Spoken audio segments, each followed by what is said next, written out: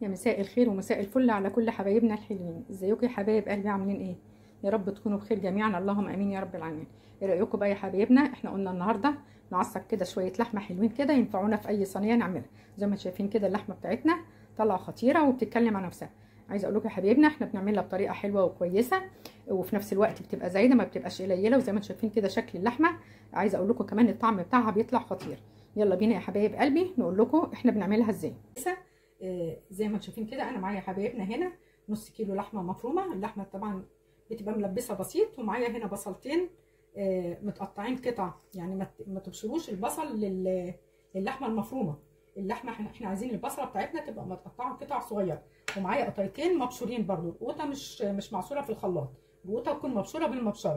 دي طبعا بتدينا طريقه كويسه للحمه المعصجه، وبتدينا نتيجه كويسه. يلا بينا يا حبايبنا نقول احنا هنعملها ازاي. بصوا يا حبايبي، الاول انا حطيت في الطاسه بتاعتنا شويه زيت ذره بمعنى صح، او زيت عباد شمس، المهم ان الزيت بتاعنا يكون ريحته كويسه. وحطيت معلقه سمنه مش كبيره. تسخن الاول السمنه بتاعتنا مع الزيت. انتوا ممكن تستعملوا زيت بس، او ممكن تستعملوا سمنه بس، دي حاجه ترجع لكم يا حبايب قلبي. بصوا بقى كده دلوقتي السمنه والزيت بتاعنا سحوا مع بعض كده وسخنوا.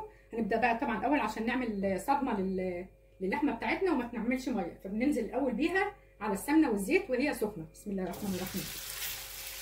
وانتوا بتنزلوها كده يا حبايبنا توزعوها في قلب الطاسه، ما تنزلوهاش كلها في حته واحده، يعني دايما توزعوها كده في الاجناب كلها. عايزين اللحمه بتاعتنا ما تبقاش مكلكعه بمعنى اصح.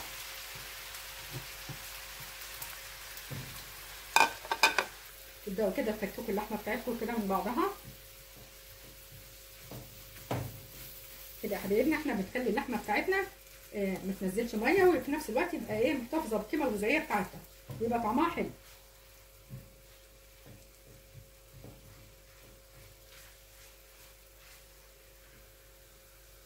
خلي بالكم يا حبايبنا انا ما نزلتش بالبصل الاول، على اساس ان البصل لو نزلنا بيه الاول وجينا بعد كده حطينا عليه اللحمه هتعمل ميه. يكون انتوا كده لما بتحطوا اللحمه على السمنه على طول وهي سخنه، او السمنه والزيت بمعنى صح، بتدوا صدمه للحمه زي ما قلت لكم كده. وفي نفس الوقت هتديكوا طعم احلى من ان احنا نحمر البصل الاول او نحطها الاول مع البصل.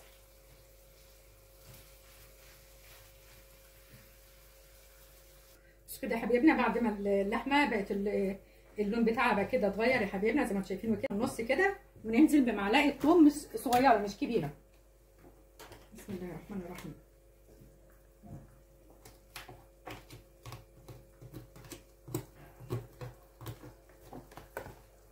نبدا نديها كده تحميره تشويحه بسيطه.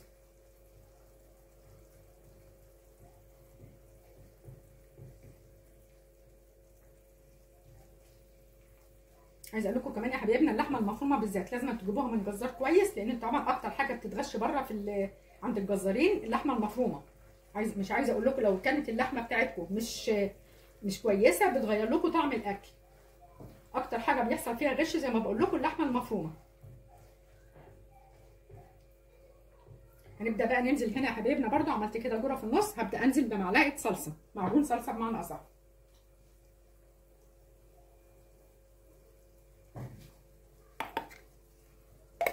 وبرده هنقلب حاجتنا مع بعضها.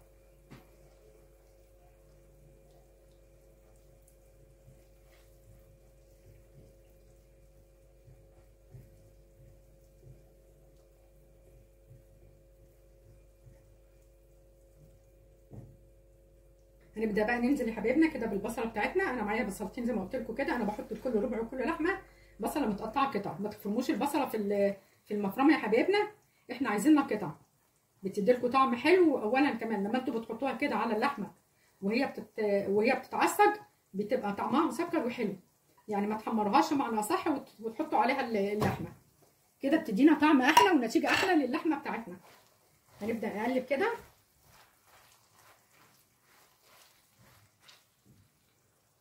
معايا بقى هنا يا حبايبنا قطعتين كده انا بشرهم بالمبشره مش ضربهم في الخلاط،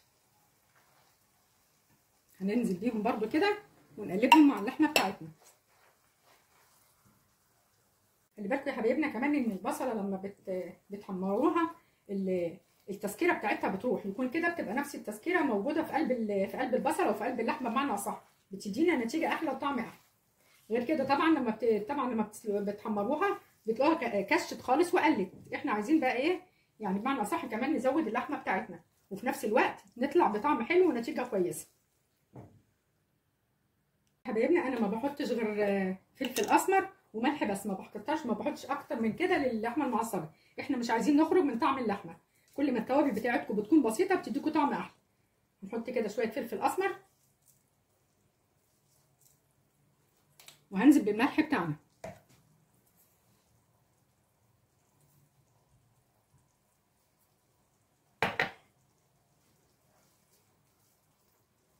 عايزه اقول لكم انا جربت، كنت قبل كده بعمل الطريقه اللي انا احمر البصله وانزل عليها باللحمه، ما كانتش بتديني النتيجه الحلوه زي النتيجه دي.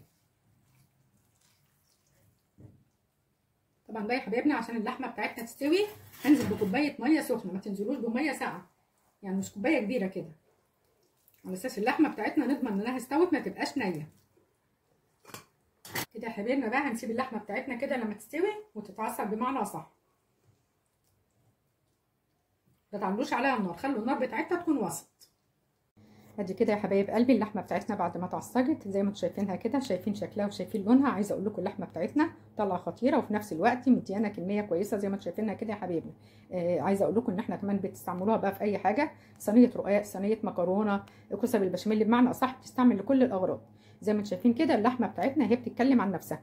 عايزه اقول لكم بقى يا حبايب قلبي لو الفيديو بتاعنا عجبكم بقى ما تنسوناش في الشير واللايك وعلامه الاشتراك. اترككم في رعايه الله والسلام عليكم ورحمه الله وبركاته.